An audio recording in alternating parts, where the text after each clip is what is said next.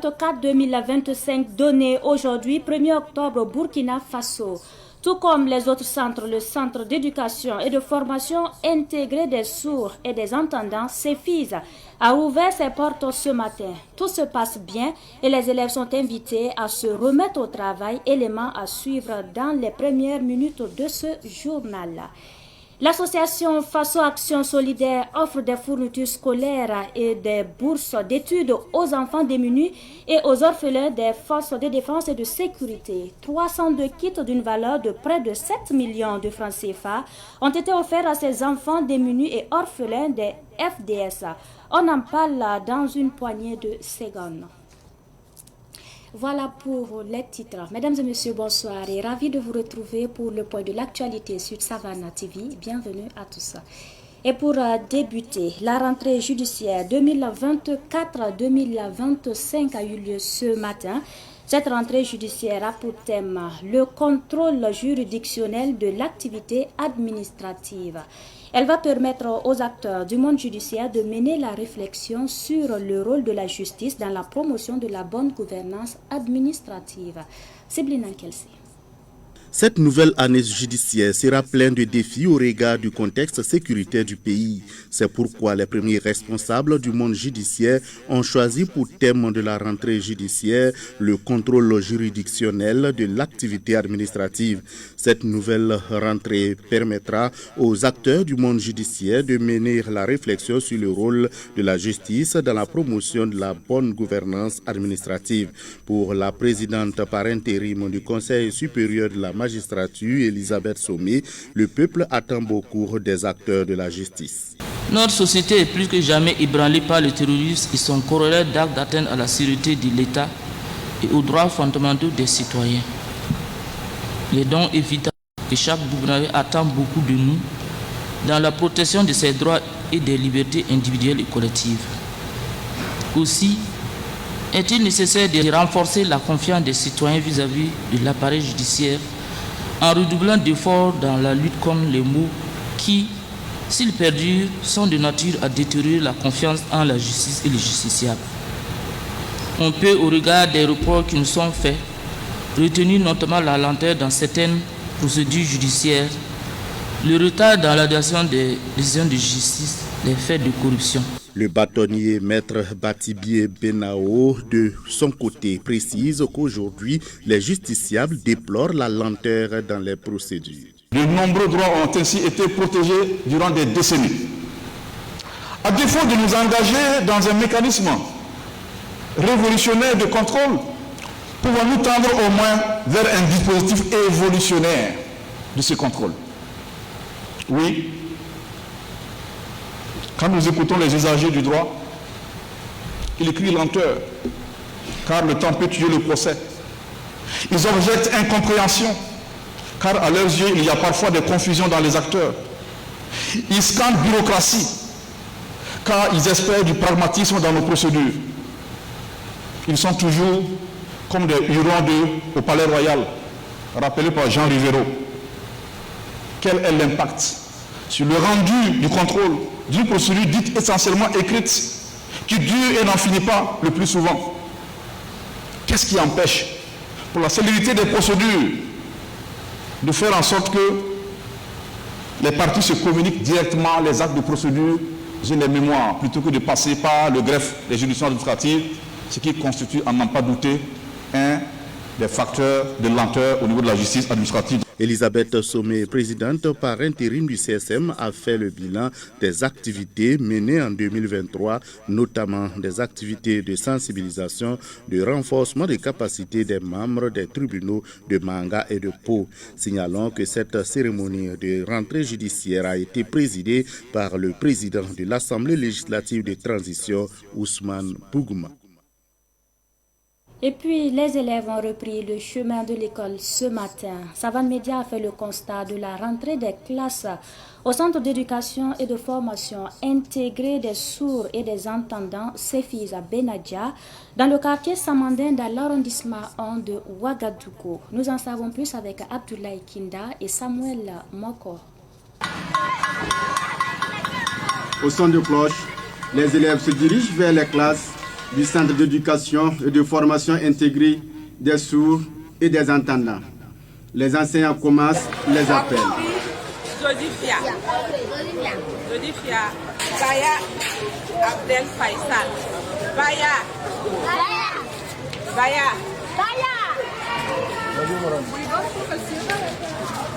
Safiatou Ouedraogo est enseignante de la classe de seconde mixte. Elle explique comment se fait l'appel chez les élèves malentendants. Avec les sourds-muets, comme vous le dites, les malentendants, quand on appelle, ils n'entendent pas. On les appelle avec des signes. Par exemple, on prend la première lettre de son nom, et la première lettre de son prénom et on signe. Là, il sait que c'est lui. On se comprend, puisque c'est un langage qu'on commence depuis le CP1, je peux dire depuis la maternelle. Au CEFIS, ici, on commence ça depuis la maternelle. Donc l'enfant qui a commencé la maternelle, déjà, quand on lui donne la lettre, il sait que c'est lui. Il sait que c'est lui, donc on s'entend, on se comprend. Elle ajoute qu'il faut beaucoup expliquer pour amener l'enfant à comprendre. L'enfant n'entend pas directement, donc il faut beaucoup expliquer. Et il faut beaucoup d'illustrations, beaucoup d'images, le concret. Si on n'a pas le concret, c'est difficile. Ils sont comme les autres enfants, ils apprennent rapidement. Martine Zoma a accompagné sa fille. Ma fille est malentendante, raison pour laquelle nous l'avons inscrite au CEFIS Benaja, qui est spécialisé dans l'accompagnement des enfants ayant un besoin spécial. Disons que c'est la deuxième année de ma fille et de ce que j'ai pu observer, je vois que tout se passe bien. Les enfants arrivent à s'intégrer facilement et à se faire de nouveaux amis. Ils arrivent à se comprendre entre eux et ça aide à leur épanouissement. Nous souhaitons une bonne année scolaire, une bonne rentrée à tous les enfants du Burkina Faso et nous souhaitons surtout la paix pour notre nation afin que les enfants qui n'arrivent pas à rejoindre leur école puissent aller à l'école comme tous les autres enfants de leur âge. Plusieurs élèves approchés se disent prêts. Le directeur de la section primaire du CEFIS Benaja les invite à se mettre au travail. Je souhaite une très bonne rentrée à toutes et à tous.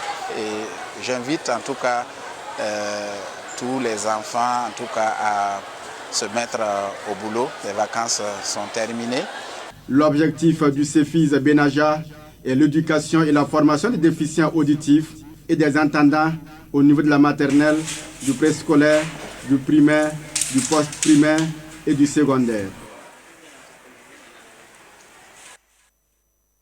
Entrée des classes et actions de solidarité de l'association Faso Action Solidaire.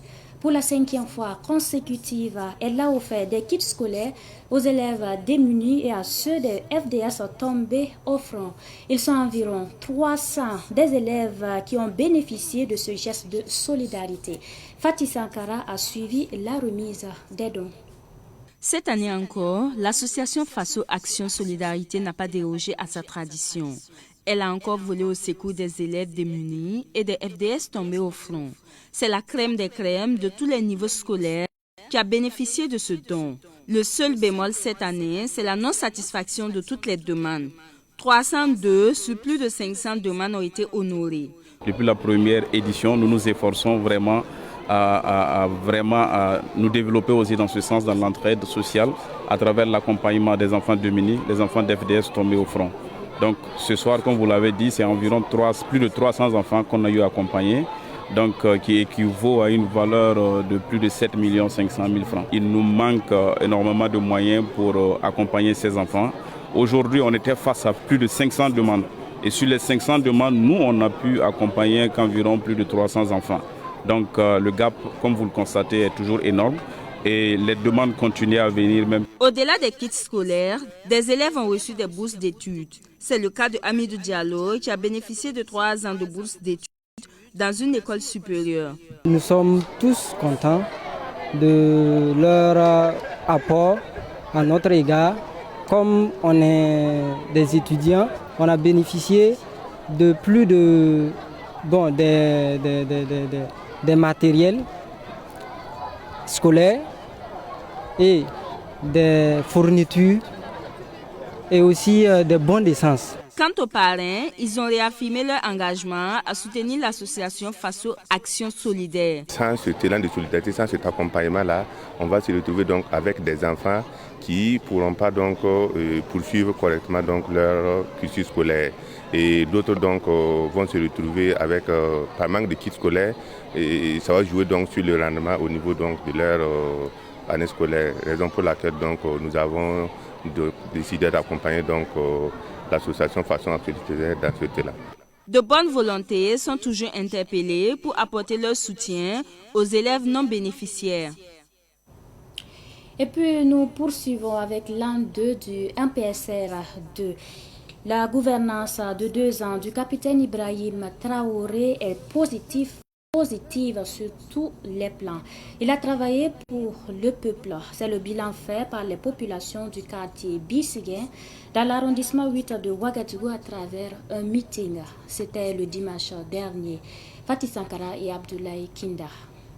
Mobilisés dans le quartier Bisiguin dans l'arrondissement 8 de Ouagadougou à la demande du mouvement Malite, la population dresse un bilan positif des 2 ans du pouvoir du capitaine Ibrahim Traoré. Elle explique que ce pouvoir est là pour le peuple. Nous trouvons que la gestion évolue comme nous l'avons souhaité parce que nous sommes un pays en crise. Mais malgré la crise, quand vous regardez dans beaucoup de secteurs, vous trouvez qu'il y a beaucoup d'évolution. Je prends l'exemple de la sécurité. Nos forces de défense et de sécurité et les VDP ont été équipés comme il se doit. Quand vous partez également au niveau de la santé, vous trouverez que les agents de santé ont reçu du matériel qui leur permettra de travailler. Et au niveau agricole, vous allez trouver que nous avons reçu des tracteurs pour, si je peux me le permettre du terme, pour tous les départements de Burkina Faso, mais c'était du jamais vu. Pendant qu'on n'est pas en crise, on n'a jamais vu ça, mais étant en guerre, on arrive à le faire et nous n'avons pas d'aide venant de qui que ce soit. La population invite les autorités à plus d'ardeur dans les décisions. Nous avons demandé à l'autorité d'être plus audacieux, c'est-à-dire dans les décisions, qu'on revoie la constitution burkinabé, qu'elle soit conforme à nos réalités burkinabées. Au niveau de la défense également, qu'on renforce vraiment notre défense et qu'il grue également travailler en synergie avec les autres États tels que le Niger et le Mali pour arriver à la fédération, non de rester au niveau de la confédération et qu'on puisse aller rapidement à la fédération. Le mouvement Malite explique que depuis l'arrivée du capitaine Ibrahim Traoré, le Burkina fonctionne sur fonds propres et pour la guerre et pour le développement. Et puis, à la tribune de l'ONU hier, le ministre des Affaires étrangères, Karamoko Jean-Marie Traoré, a martelé que les relations entre les États sont déséquilibrées et les pays du Sahel, dont le Burkina Faso, ont vécu ces dernières années les conséquences les plus graves de cette situation. Sidiki Kabré revient sur ce discours du ministre des Affaires étrangères à New York. Je suis paysan burkinabé qui veille et perpétue les traditions et coutumes. Je cultive avec ardeur ma terre et je veux pouvoir vivre libre, digne et fier, a dit le chef de la diplomatie burkinabé à la tribune de la 79e session de l'Assemblée générale de l'ONU. Il en a dit de même pour les femmes, les jeunes, les soldats, les artistes, les artisans, les commerçants qui entendent tous vivre libres, dignes et fiers. Mon pays voudrait saisir l'opportunité de cette tribune pour traduire avec déférence son infinie gratitude à tous ses pays amis et ses partenaires sincères qui soutiennent sa cause et l'accompagnent dans la consolidation de sa marche radieuse vers un développement économique et social inclusif. Il a pointé du doigt les préjugés, les stéréotypes, les politiques, les injustices qui tendent, je cite, à reléguer certains peuples ou certaines parties de la planète au second plan, condamnés à attendre dans les éoles de l'isolement et du mépris. Une ère potentielle à la merci et au gré des humeurs de puissance qui prétendent être les seuls à pouvoir indiquer la marche et le rythme à imprimer aux autres. Fin de citation. Au moment même où nous engrangeons des succès dans notre offensive victorieuse contre les forces obscurantistes, des officines à la réputation et à l'intégrité douteuse se sont curieusement engagées dans une vaste et virulente campagne de dénigrement et de stigmatisation contre nos forces combattantes qu'elles accusent de violer les droits humains sans avoir la moindre preuve à produire. Ces propagandes orchestrées visent en réalité à démoraliser les patriotes burkinabés et à saborder leur combat légitime parce que tout simplement ces adeptes du chaos n'ont pas encore compris la dynamique en marche au Sahel, c'est-à-dire notre volonté de nous affranchir de toute tutelle et de tout paternalisme. Karamokosa Mari Traoré a plaidé donc pour le recentrage de l'ONU autour de ses valeurs et priorités essentielles pour promouvoir le bien-être des populations et des peuples qui aspirent à la sécurité et à la paix. Autre sujet pour poursuivre. En prélude à son Mauloud, le samedi 5 octobre prochain, le cheikh Soufi Moaz Ouedraogo a organisé une conférence de presse placée sous le thème « L'acceptation de l'autre rôle des autorités religieuses, coutumières et administratives dans la recherche de la paix et de la stabilité ». Ce Mauloud se veut prôner la cohésion sociale. La conférence de presse a eu lieu hier et c'était en présence de Yacouba Kiemtouré. Guide spirituel, le cheikh Soufi Moaz Ouedraogo décline ici les grandes lignes de son Mauloud au cours de cette conférence avec les hommes et femmes de médias. Prévu se tenir en face de sa résidence dans le quartier Tanguin le 5 octobre prochain, ce Mauloud prévoit lecture du Coran pour la paix et rappel de la biographie du prophète. Nous avons une cérémonie qui est la célébration de la commémoration de la naissance du prophète sallallahu alayhi wa sallam qui doit se passer, Inch'Allah, le samedi prochain, le 5 octobre 2024, à côté de notre cours ici. Selon Cheikh Soufi Moaz Ouedraogo, cette célébration sera également une occasion d'inviter la population, les autorités religieuses, coutumières et administratives à la culture de la cohésion sociale et à l'acceptation de l'autre. Le thème, c'est l'acceptation de l'autre, qui est la base, l'acceptation de l'autre. Et le rôle des autorités religieuses, coutumières, administratives dans la recherche de la paix et la stabilité. Parce que là où nous sommes aujourd'hui, tout le monde est conscient de ce que nous vivons. Nous avons besoin de la paix. Nous avons besoin de la stabilité. Et je pense que nous ne pouvons pas arriver à ça sans la contribution de tout le monde. Les militaires, seuls, nous sommes convaincus qu'ils ne peuvent pas faire la paix sans la police, sans la gendarmerie, sans les forces de défense, sans les commerçants, sans les guides religieux, sans les cultivateurs, sans les protestants, sans les musulmans, sans les catholiques. Il faut que tout le monde, chacun donne quelque chose de lui pour qu'on arrive à la paix. Et si vous voyez que les gens ne s'entendent pas, il ne faut pas qu'on va s'en prendre à la population. On n'a qu'à s'en prendre aux dirigeants, là, ceux qui sont devant nous, là. Les chefs religieux, les chefs coutumiers, les chefs quoi là. Ce sont si ces six-là veulent que les gens s'entendent, ils vont s'entendre sans larmes, sans armes. Ils vont s'entendre sans combat. Parce que c'est eux qui divisent en général ce qui veut. Un tel, il n'est pas avec nous, un tel, il ne m'aime pas, un tel, il n'est pas dans notre chose. Ceux-là, ils sont comme ça, ceux-là, ils ne sont pas comme ça. Si nous cessons cette division-là, et que ces gens-là décident de rassembler les gens, de les amener à se respecter mutuellement, en commençant par lui-même, vous allez voir qu'on n'aura pas de problème. La communauté internationale des soufis invite donc tous les Burkinabés à sortir massivement le samedi 5 octobre pour la célébration de la naissance du prophète Mohammed à Tanguin à partir de 20h30.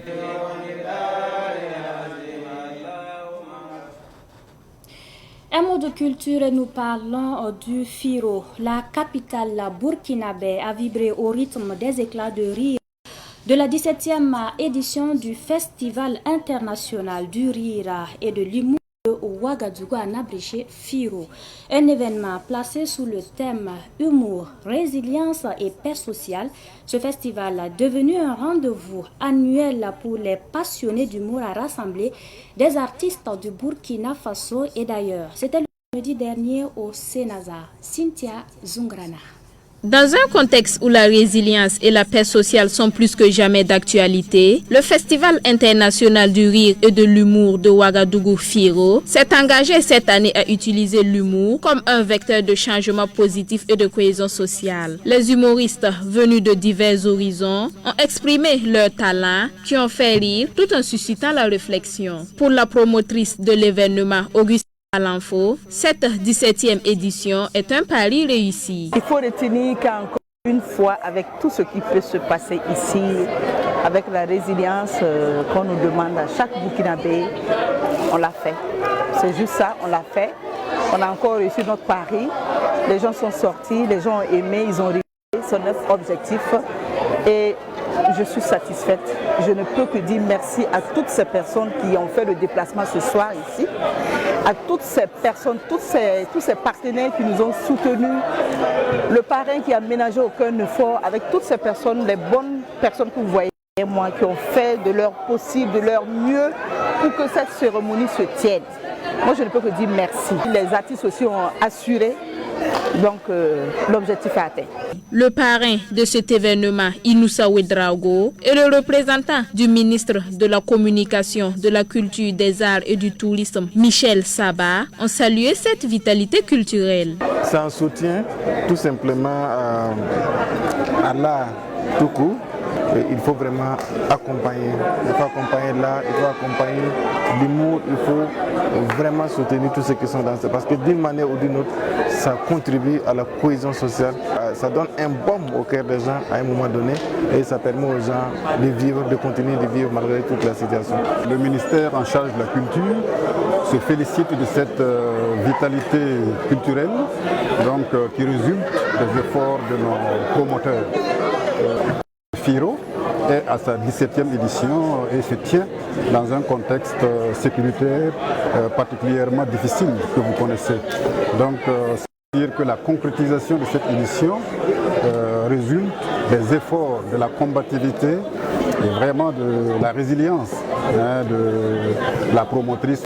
Il était de bon temps que le ministère chargé de la culture puisse marquer vraiment son soutien et féliciter à travers donc notre présence. Cette 17e édition du FIRO a également été une occasion pour des jeunes talents de se faire connaître. Rendez-vous est pris l'année prochaine pour la 18e édition.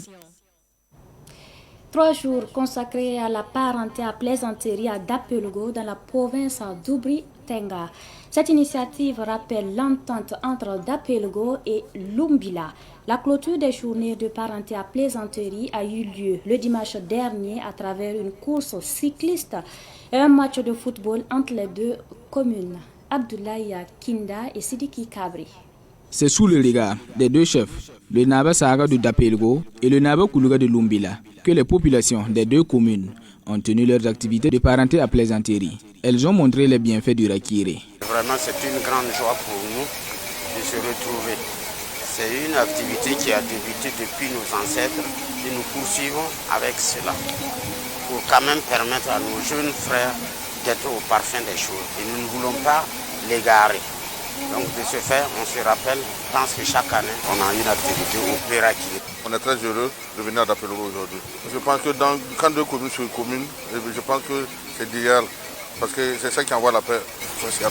Ces 3 journées de Rakiré entre Dapelgo et Lumbila ont alterné musique et sport, le tout dans la parenté à plaisanterie. C'est un truc qui a été mis en place depuis nos ancêtres, qu'il faut que nous aussi nous essayons de pérenniser.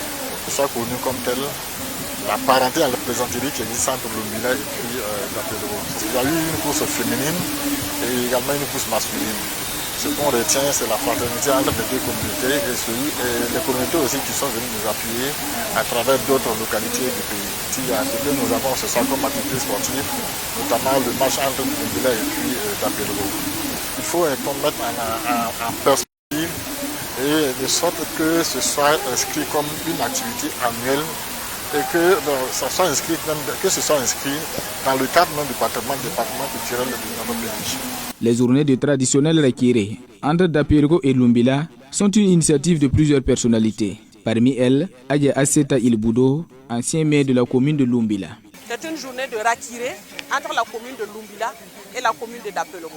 Et c'est une des premières qui réunit à la fois les deux chefs coutumiers avec leur population.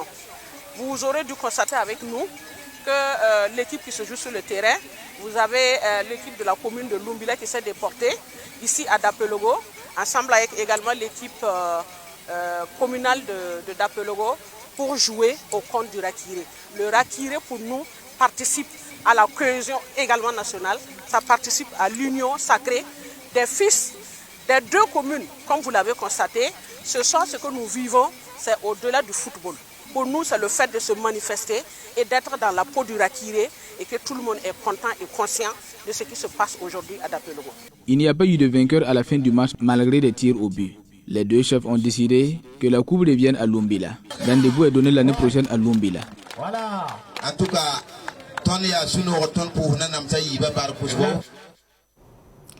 L'association culturelle et solidaire du Burkina a organisé un maracana au quartier Pissi de Ouagadougou. Ce tournoi entre dans le cadre du lancement des activités de l'association. Et la finale a opposé Talent d'Avenir à FC Fatala dimanche dernier. Retour sur cette finale avec Samuel.